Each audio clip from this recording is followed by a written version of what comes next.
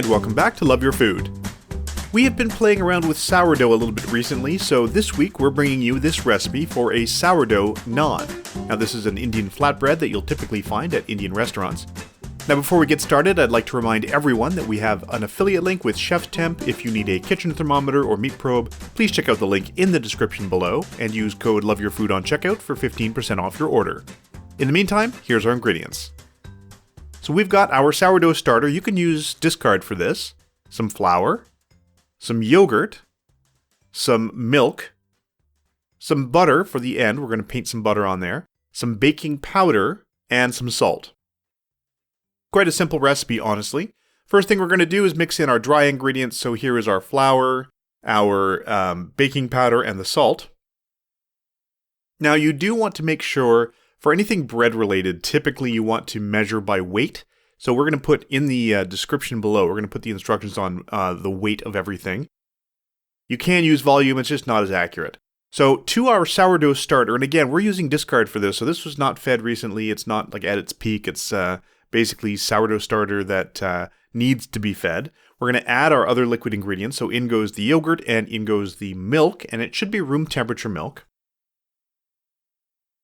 And we're just going to stir that together until it's nice and smooth. And if you're using discard, it should be pretty easy, honestly. You can see it comes together quite quickly there, and it's nice and smooth.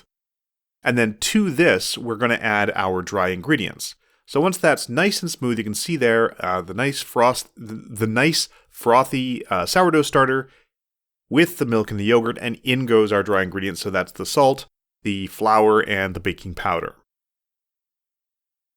Now we're just going to stir this to start. We're just going to stir this until it comes together, and it's going to make a quite sort of sticky, shaggy dough. And that's just where we're going to start. Now, partway through, you're going to want to scrape down the sides and make sure that you've got good contact with everything in there. You want to make sure that you're getting all of the little corners. You don't want any dry bits of flour stuck at the bottom of the bowl. So give it a good scrape and give it a turn over. Make sure you're getting all those bits of flour at the bottom. Now we're using a stand mixer for this. If you don't have a stand mixer, you can do this by hand. Of course, if you do have a stand mixer, it is a little bit easier. Just take out your dough hook, and this process goes a lot faster in the stand mixer. So once you've got that all set up, we're going to just scrape off the scraper here, and that's going to go back in. We just want to make sure we're mixing it until it all comes together. It doesn't have to be a high speed yet. We're going to do that a little bit later. And that's it. It's all come together. You don't see any dry bits. We're going to cover this. And because it is sourdough starter, you want to... It's not particularly useful to give you a time. Basically, we want this to double in size. So it's going to grow. Same if you're using just regular packaged instant yeast, you can do the same thing. And here you can see it has grown. It bounces back when you poke it. It is still quite sticky, as you can see.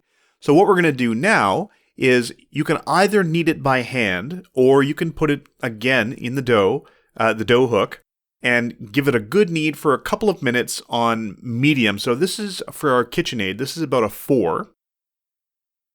And you want to go until it fully pulls away from the side. You can see here it's nice and smooth. It's still a little bit tacky, but it's not sticky anymore.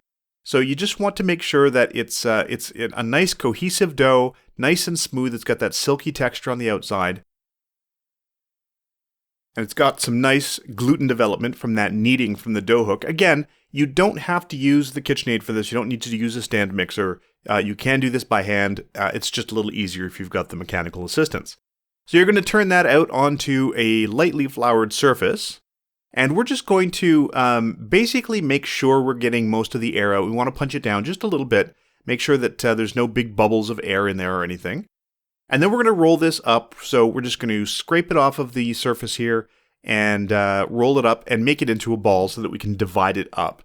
Now this will make 8 smaller naan or 4 larger naan. We're actually going to divide this in half. Half of this is going to go in the freezer. We're going to use that at a later time. We're only making 2 pretty big ones today. So we're just going to cut that in half.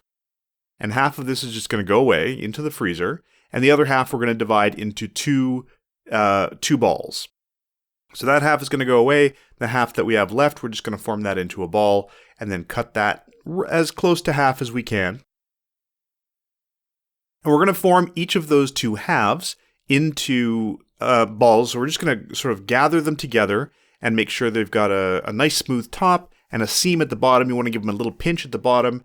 And we're just going to let those rest. So we're going to make a ball out of those.